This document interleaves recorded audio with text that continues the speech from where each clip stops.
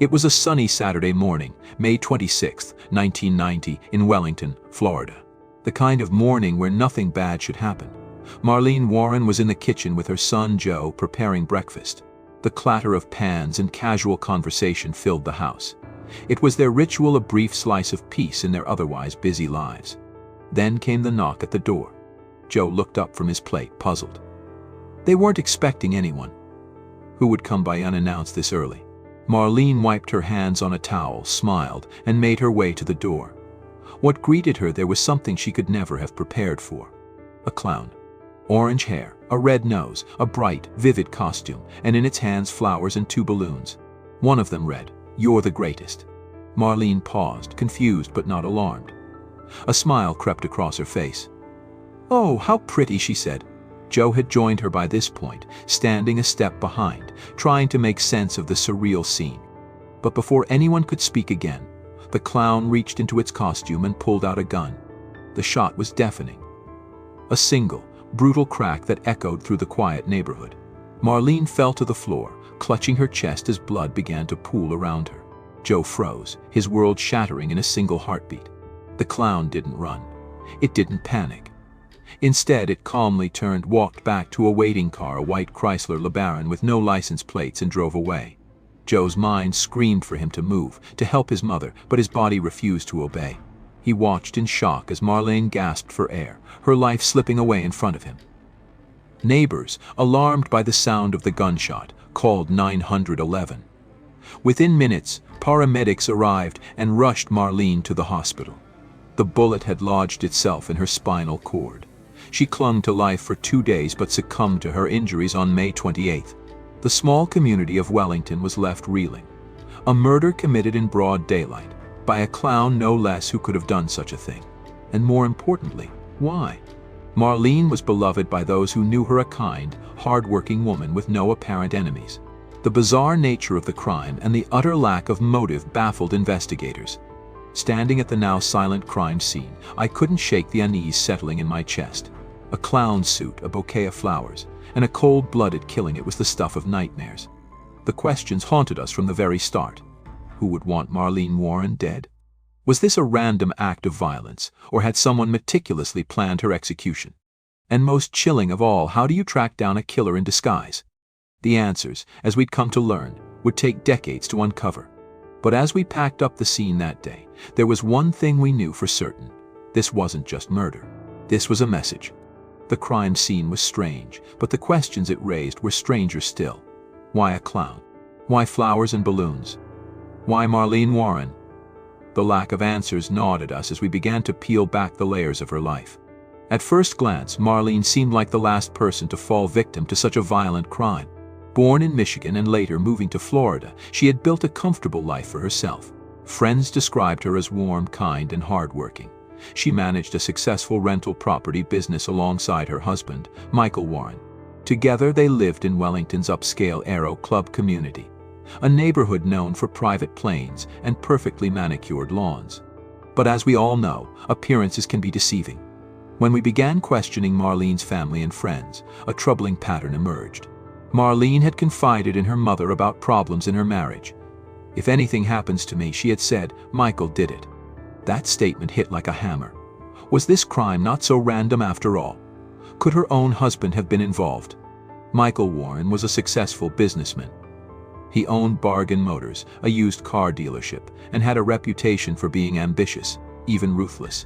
But whispers of infidelity and shady business practices began to surface. One name kept coming up in connection with Michael: Sheila Keen. Sheila worked as a repossession agent at Bargain Motors. She and Michael were often seen together, and not just at work. Friends and employees described their relationship as suspiciously close. Close enough to raise eyebrows. Close enough to suggest an affair. The idea of Sheila being involved seemed absurd at first. She was a young woman, tough but unremarkable. Yet witnesses came forward saying they'd seen her in a costume shop shortly before the murder. The item she purchased: a clown suit. Still, suspicion wasn't enough. We needed evidence. We turned our focus to the getaway car. A white Chrysler LeBaron had been seen leaving the Warren home immediately after the shooting. Days later, it was found abandoned along a lonely stretch of road. Inside, we discovered a clown costume and several orange fibers, likely from the wig. It felt like a breakthrough until it wasn't. The year was 1990, and forensic technology wasn't what it is today. The fibers and hairs found in the car couldn't be definitively linked to any suspect. The investigation hit a wall, and we were left chasing shadows. But what about Michael? If he wanted his wife dead, what was his motive? The answer lay in their shared empire. Michael and Marlene had built a fortune together: rental properties, vehicles, businesses. But if Marlene had been planning a divorce, as some friends suggested, it would have jeopardized Michael's control over their assets. And then there was the human element. Michael was known for being controlling. An affair with Sheila might have offered him an escape from a marriage that, by all accounts, was crumbling. But was Michael desperate enough to kill? And if Sheila was involved, was she simply an accomplice or the one who pulled the trigger?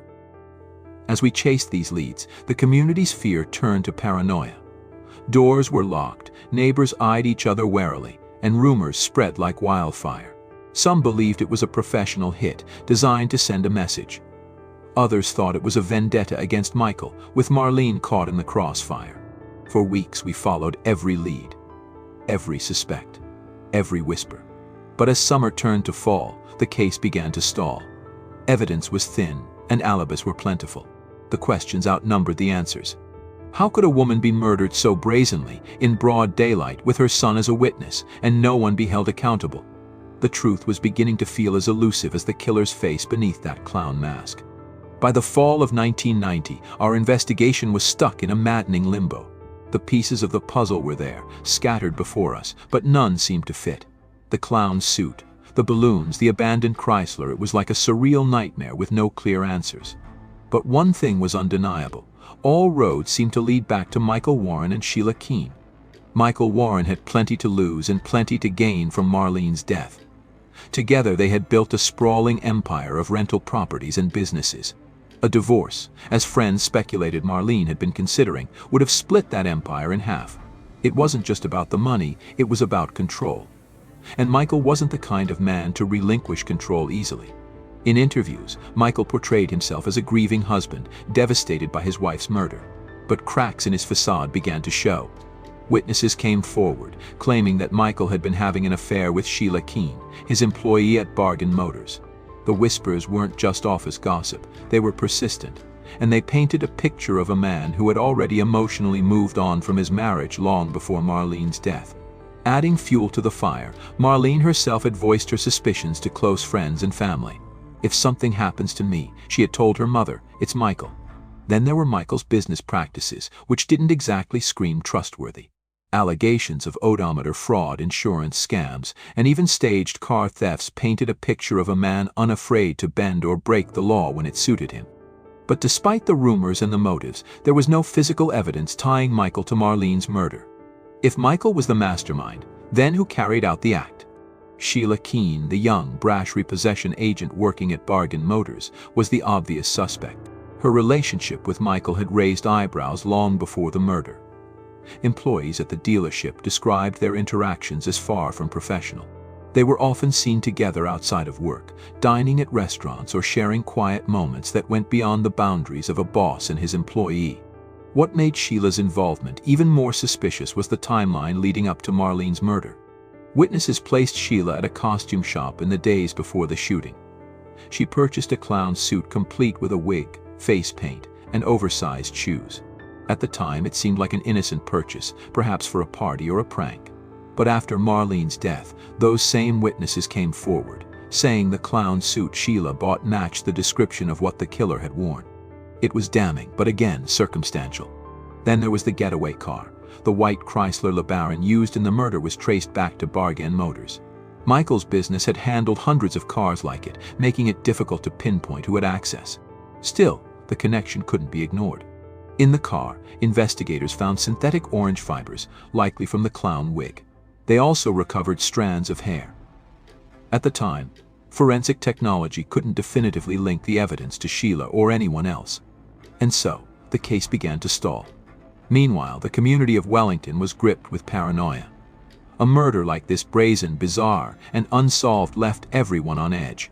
The clown, with its eerie smile and cold demeanor, became a figure of dread. Neighbors whispered theories. Some thought it was a professional hit. Others believed Michael Warren had hired Sheila to do his dirty work. Some speculated that Marlene had been the unintended victim of a vendetta aimed at Michael. The lack of answers was unbearable, especially for Marlene's son, Joe.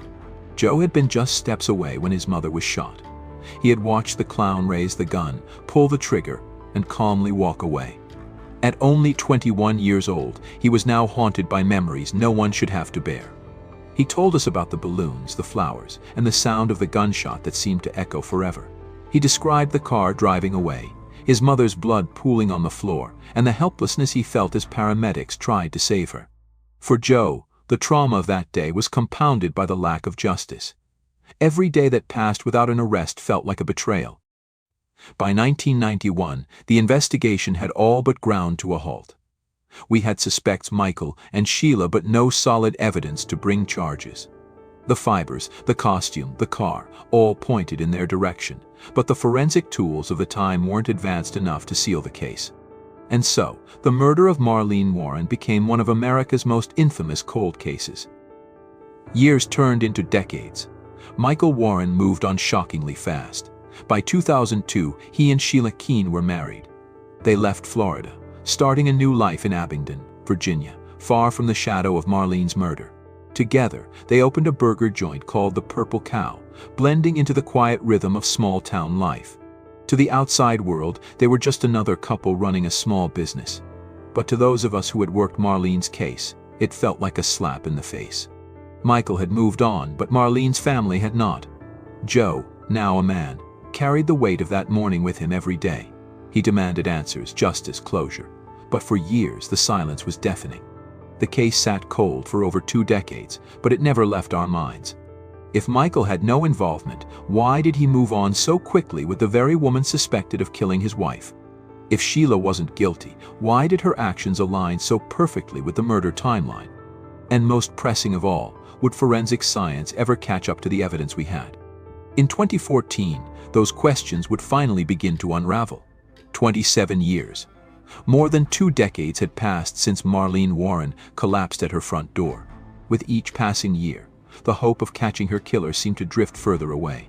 The case wasn't just cold, it was frozen solid, buried under the weight of unanswered questions and fading memories. For her family, the pain never faded. Joe Warren, Marlene's younger son, who had stood frozen in horror on that fateful morning, carried the haunting image of his mother's murder for years. He grew up in the shadow of that moment, his life shaped by grief, anger, and unanswered questions. How could someone so loving, so undeserving, have met such a cruel fate? And worse, how could the killer simply vanish without a trace? The investigators, too, felt the weight of failure. The crime was grotesque, surreal even. A clown costume. Balloons.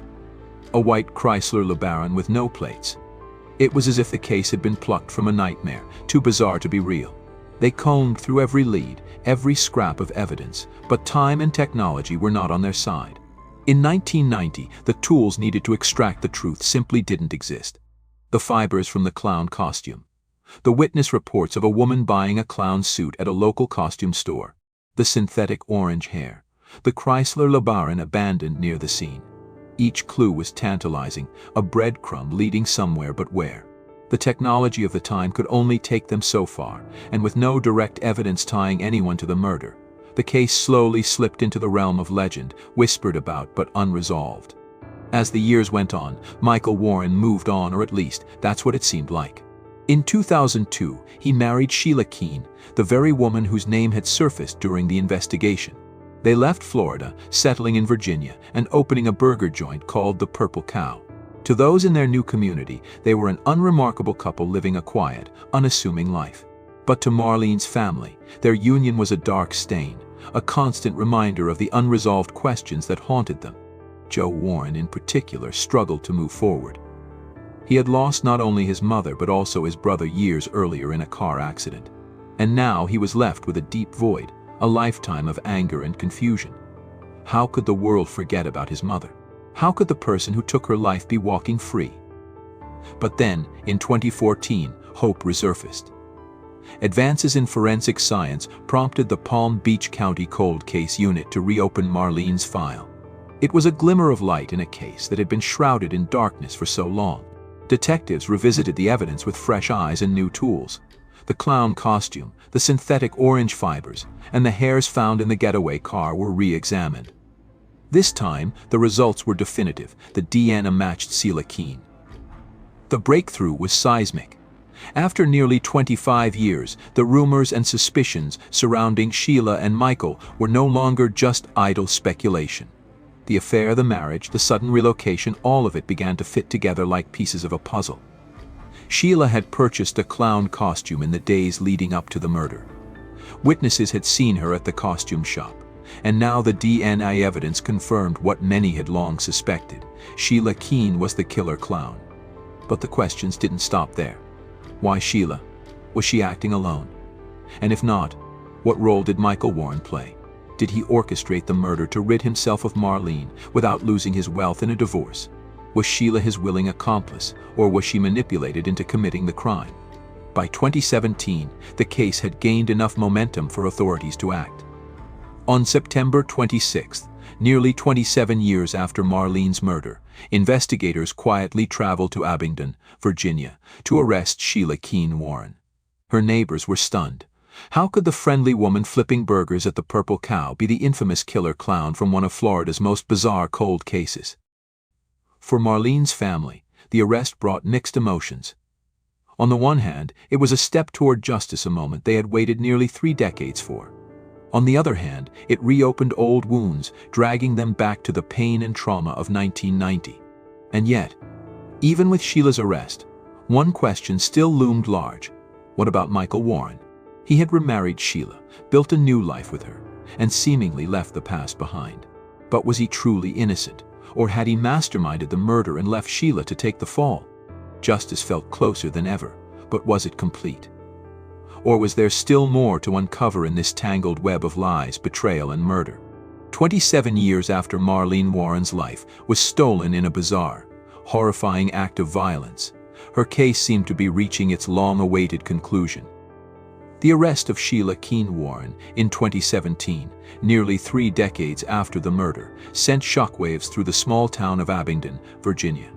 Sheila, who had been living a seemingly quiet life running a burger joint with her husband Michael Warren, now stood accused of being the killer clown, a figure that had haunted the memories of Marlene's family and the Wellington community for years. At last, it seemed that justice might be within reach. But as the case moved toward trial, new revelations and lingering questions cast shadows over this moment of triumph. The evidence against Sheila Keen Warren was compelling. Witnesses had placed her at a costume shop shortly before Marlene's murder, purchasing a clown costume and balloons eerily similar to those carried by the killer. DNA analysis of orange fibers found in the getaway car linked her to the crime scene, a breakthrough made possible only by advancements in forensic science decades after the murder.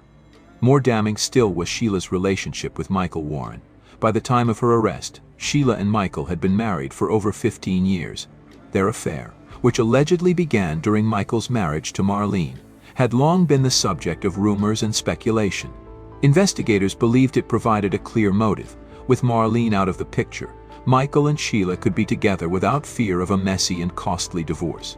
Prosecutors painted a picture of a calculated, premeditated murder. They argued that Sheila had donned the clown costume and carried out the crime at Michael's behest, eliminating Marlene so that the couple could claim her wealth and live a life free from the constraints of marriage. But as the trial approached, Sheila maintained her innocence. She denied any involvement in the murder, claiming that she had been unfairly targeted by investigators desperate to close a cold case. Her defense team argued that the evidence was circumstantial, that the DNA analysis was flawed, and that Sheila's connection to the crime was tenuous at best. While Sheila faced mounting evidence and public scrutiny, Michael Warren seemed to slip through the cracks. Despite his clear connection to the case, his affair with Sheila, Marlene's reported suspicions about him, and the financial motive for her murder, Michael was never charged. For Marlene's family, this was a bitter pill to swallow.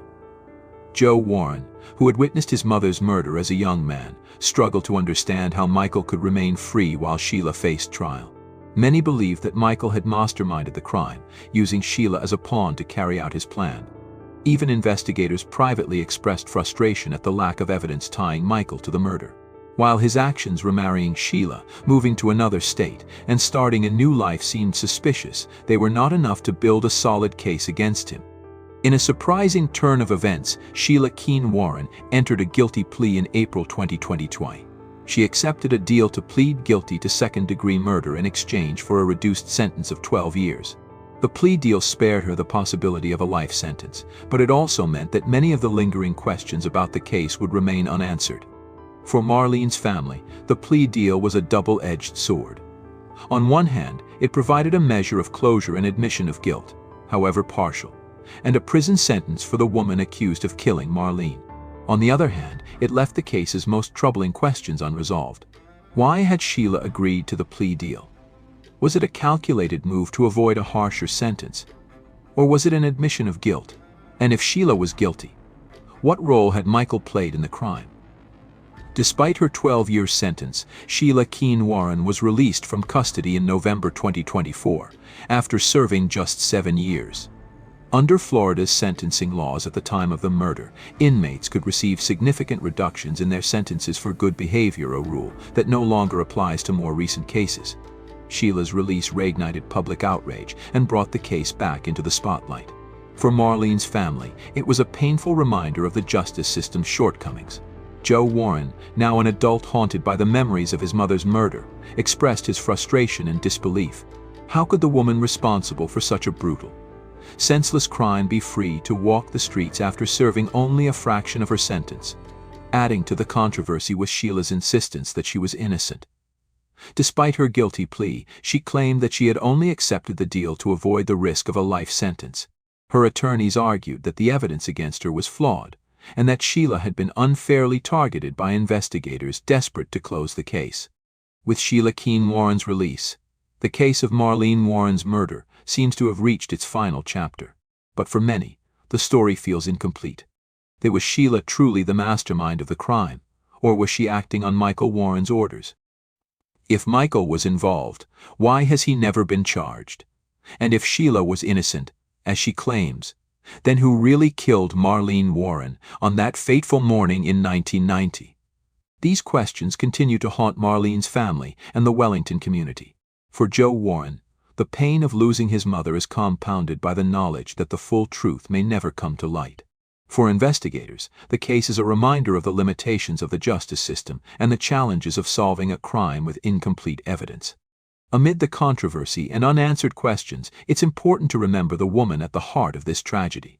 Marlene Warren was a kind, loving mother, a dedicated businesswoman, and a pillar of her community. She deserved a life filled with happiness and success, not the violent end she met on her doorstep. Her family continues to honor her memory, even as they grapple with the unresolved aspects of her case. For them, justice is not just about punishing the guilty, it's about uncovering the truth, no matter how long it takes. As the years pass, Marlene's story remains a chilling reminder of the darkness that can lurk behind closed doors. It is a story of betrayal, greed, and the devastating consequences of unchecked ambition. And it is a story that, even now, leaves us with more questions than answers. Has justice truly been served? Or is the real mastermind behind Marlene Warren's murder still out there, hiding in plain sight?